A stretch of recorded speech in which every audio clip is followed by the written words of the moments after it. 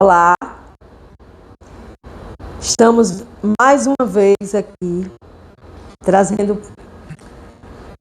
gotas de sabedoria transcendental, a condição transcendental da vida, para que aprendamos a lidar com esta vida material e entender que nós não estamos aqui neste planeta, nós não estamos sós, porque nós estamos rodeados por todas as criações de Deus. Então, nós muitas vezes, seres humanos, nós achamos que somos importantes por sermos humanos e que somos superiores porque temos uma consciência, porque temos uma memória, mas muitas vezes os animais, eles são muito mais amorosos do que determinados certos tipos de humanos aqui na Terra. Então, nesse processo de entender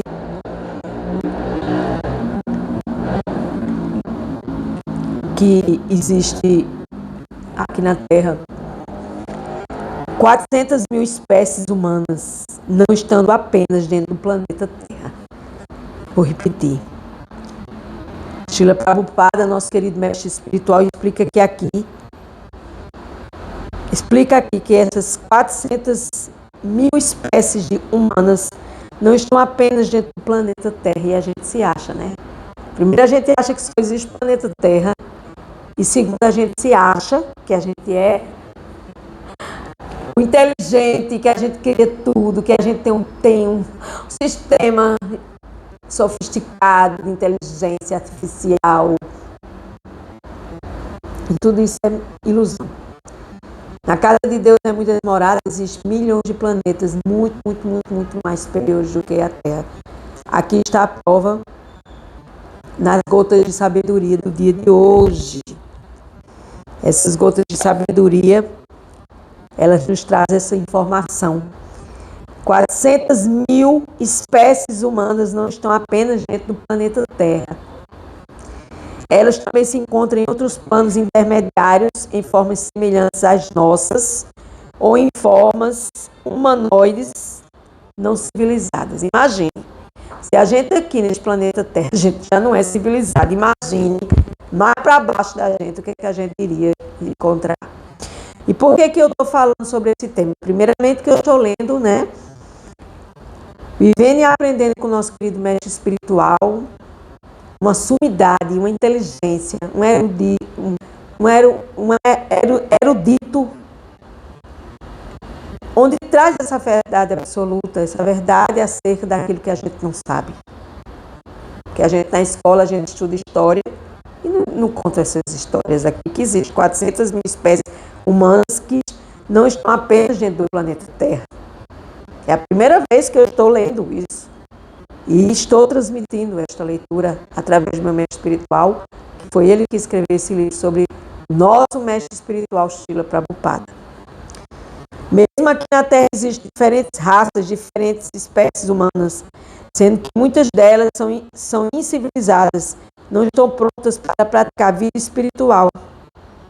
E aí ele vai falar uma gota de sabedoria aqui muito interessante. A partir do ponto de vista da história do mundo, os arianos são espécies mais civilizadas de seres humanos. E entre os arianos, os indianos têm uma cultura especialmente elevada. Srila Prabhupada escreveu isso. Agora, não confunda esses arianos com Hitler, né? Porque Hitler queria uma raça ariana, né? Ele deve ter lido isso aqui em algum lugar e deve ter incutido na cabeça dele, né? Uma cabeça ignorante, uma mente ignorante, e queria que só existisse os arianos na Terra. Só que essa palavra ariano vem da Índia. É uma raça, uma espécie de vida civilizada, onde tem uma cultura especialmente elevada e onde os indianos estão localizados dentro dessa qualificação. Então, é muito importante a gente aprender sobre diversas coisas, a gente ter informações acerca de assuntos que nós não temos conhecimento.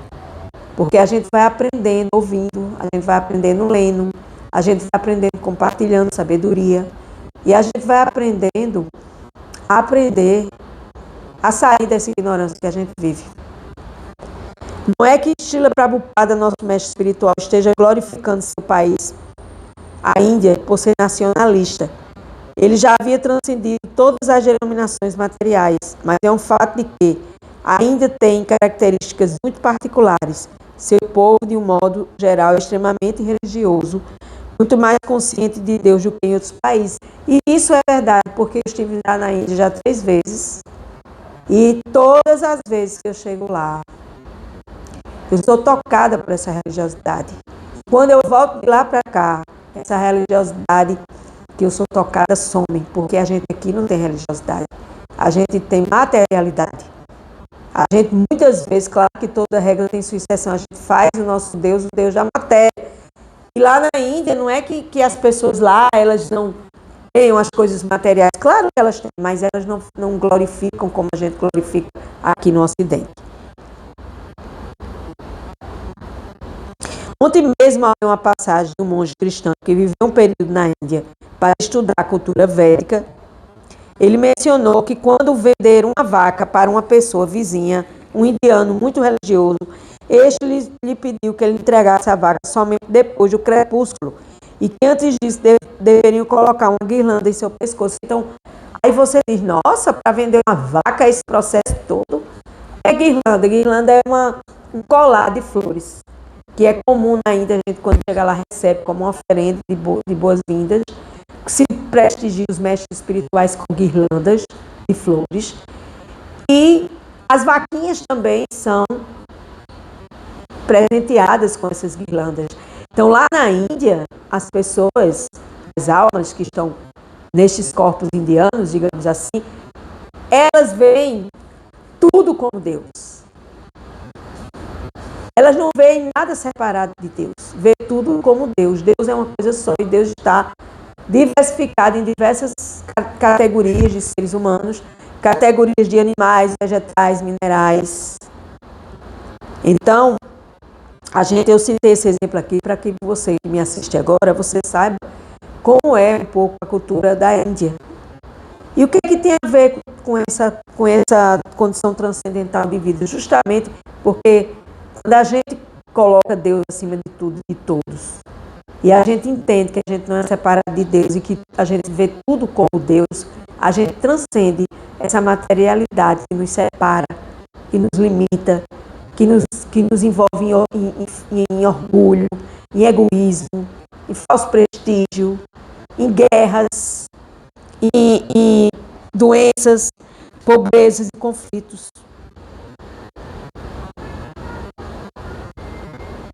Então, assim, por conta desse motivo também, a gente também respeita a alimentação sem violência, a ahimsa, ou seja, uma alimentação onde não tenha causado um sofrimento ao animal. Por isso o vegetarianismo e o veganismo é muito importante na Índia, como também nas mentes e nos corações de pessoas que estão nesse processo de ver Deus em tudo e em todos e transcender essa materialidade. Aqui no exemplo da vaquinha, mostra que na Índia as pessoas, de modo geral, têm uma compreensão do sagrado muito mais profunda do que os ocidentais. Eles costumam ver a presença divina por trás de todas as coisas, foi o que eu acabei de dizer. Eles sempre fazem considerações profundas sobre tudo que é relacionado com a natureza, porque Deus está na natureza. Para o indiano, praticamente todo o lago é sagrado, todas as árvores e animais são sagrados, porque tudo é Deus. Devido à sua herança cultural, evidentemente conectada à cultura védica, que Veda significa conhecimento, sua relação com a natureza é mais profunda. Por isso, é parte da cultura deles fazerem parikrama, circungirar lagos, templos, sadhus, algumas árvores específicas.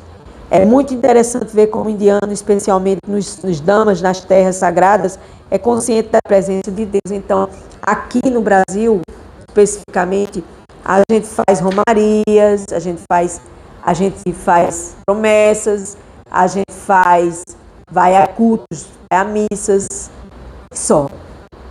Não mais nada. A gente vai na igreja uma vez por semana, Lá na Índia se vai no templo todos os dias. Ah, mas isso é muita fanatismo. É não, minha gente. É não. Porque quando a gente coloca Deus, Bhagavad Gita, a ciência sagrada, que eu compartilho também aqui no Espiritualidade, nos ensina através do próprio Supremo, que quando a gente vê Deus em tudo e em todos, a gente transcende essa ignorância. A gente transcende estes modos qualitativos da natureza material, que é viver oscilando entre a bondade, entre a paixão e entre a ignorância. E a gente se eleva a um patamar maior, de uma consciência maior, de ver Deus em tudo e em todos. E aí a gente tem essa necessidade de estar, né? A alma precisa servir a Deus e fazer oferendas a Deus, praticar bhakti, praticar devoção. E não há lugar melhor do que praticar devoção do que você fazer na sua casa um templo, ou você ir a um templo, fazer preces, oferendas, entregar flores, frutos, folhas para Deus como oferenda, como a própria Bhagavad Gita, capítulo 9, verso 26 diz: se alguém quiser me ofertar com amor e devoção, fruta, folha, flor, água, aceitarei a oferenda. Ó descendente de Kunti, o que quer que você faça, o que quer que você coma, o que quer que você dê, tudo isso deve ser feito como oferenda a Deus, a Krishna, a suprema personalidade de Deus. Então, esses exemplos aqui que o meu mestre espiritual está falando é para que a gente possa ver que na Índia, claro que toda regra tem sua exceção, mas a maioria das pessoas, das almas que estão lá nesse momento, elas são conscientes do sagrado, né? Então, todos os lugares, por exemplo, nos aeroportos, nas alfândegas, quando você recebe seu documento, você namastê, significa eu saúdo o seu Deus interior. Aquele funcionário no aeroporto, aquele funcionário na alfândega, também põe as mãos postas e diz namastê. Sabe? Ele saúda também seu Deus de volta. Então, assim, isso é muito importante. Por isso que Srila Prabhupada afirmou que a Índia não é um lugar comum e que as pessoas que lá nascem não são. E as pessoas que lá nascem são muito piedosas e mais conscientes de Deus. Coisas diferenciadas daqui, do nosso querido Ocidente. E principalmente no Brasil. Aqui no Brasil a gente é sorrisos, samba, suor, futebol, carnaval, mas na parte da religiosidade a gente deixa muito a desejar, porque a gente acha que é a missa comungar, ou a gente ir só uma vez ou outra e está tudo bom. Isso é muito supérfluo, é muito superficial, superficial. A gente deve louvar com mais amor e devoção a Deus. Por que eu estou falando isso para vocês no dia de hoje? A Suprema Personalidade de Deus na Bhagavad Gita, capítulo 2, verso 2, ele diz: como a Arjuna foste capaz de cair em tamanha lamentação, isso não condiz com um ariano como tu. Na própria Bhagavad Gita, a personalidade de Deus chama Arjuna, que é um personagem da Batalha de Kurukshetra, que representa todas as nossas batalhas interiores. Ele cita Arjuna e chama Arjuna como um ser ariano, ou seja, de uma raça, de uma cultura elevada, de uma cultura espiritual elevada. Como Srila Prabhupada, ele nos diz aqui, os arianos são espécies mais civilizadas de seres humanos, e entre os arianos, os indianos têm uma cultura especialmente elevada. Aí vem um maluco aí do Hitler, pega esse ensinamento e gera uma confusão no planeta Terra, na Europa, e começa a aniquilar as pessoas que são arianas. Pega essa ideia e transfere totalmente para a Maia, para a ilusão, para o modo separatista, não inclusivista, de incluir, mas separar, de querer ser melhor do que um que outro. E Deus, Cristo, suprema personalidade de Deus, fica só ali, deixando aquela pessoa achar que ele é Deus, que ele vai separar, que ele vai matar, que ele vai fazer isso, que ele vai fazer aquilo, que as guerras acabam porque foi fulano, um país, um presidente, blá, blá, blá, que foi lá. Não. Deus está em tudo, Deus está em todos. Não tenho essa dúvida. Deus está em nosso coração, está lá no nosso coração. Deus é o Deus do amor e da compaixão. E Deus, ele está no controle.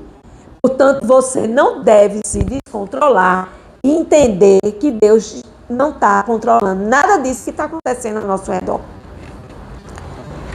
Então, nesse processo, esse termo ariano, que foi muito mal colocado aqui no Ocidente pelo Hitler, pode ser traduzido como uma pessoa que entende o significado da vida, o propósito da vida humana, uma pessoa espiritualmente responsável.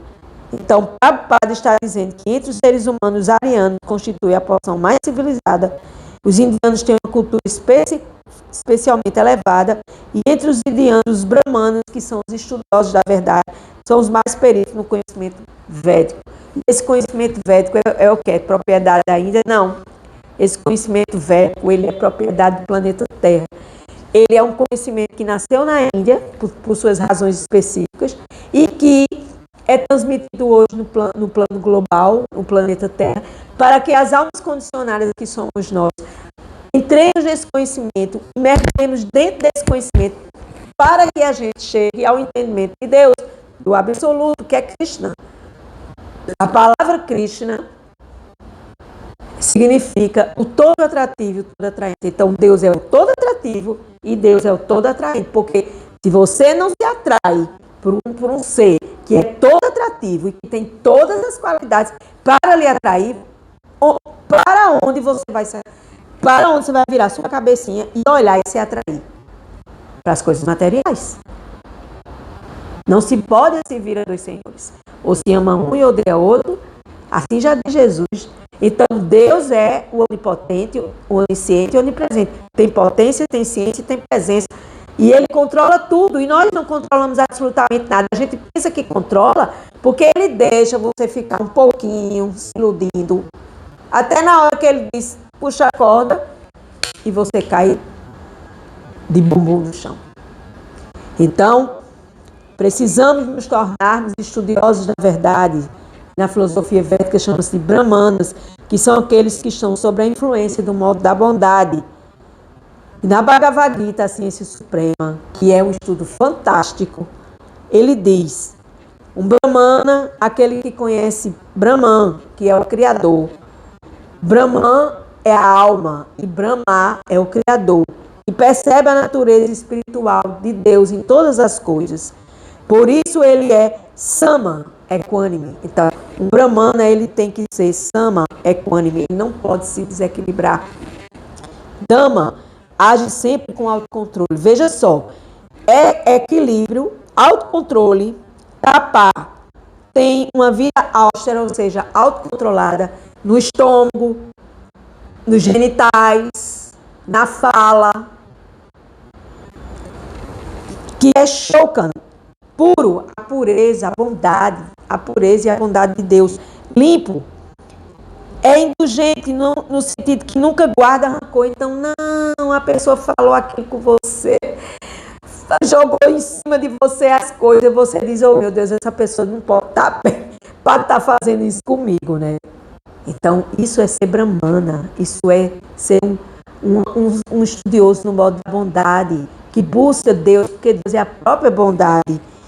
É honesto, possui vasto conhecimento das Escrituras sobre Deus, sabe aplicar tal conhecimento de acordo com tempo, lugar e circunstância. Então, a cada momento você vai colocando esse conhecimento na prática para você colher os seus frutos.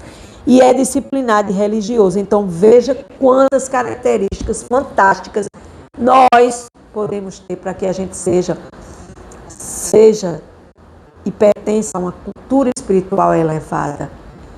Para que a gente possa ser um brahmano, uma pessoa com características divinas. Porque, olha, Deus é equânime, Deus age com autocontrole. Imagina se Deus fosse descontrolado, como é que seria esse mundo? Ele pratica austeridade, porque para a gente se elevar na vida espiritual e a gente tem autocontrole, precisa praticar austeridades, que são regras e regulações, disciplinas espirituais.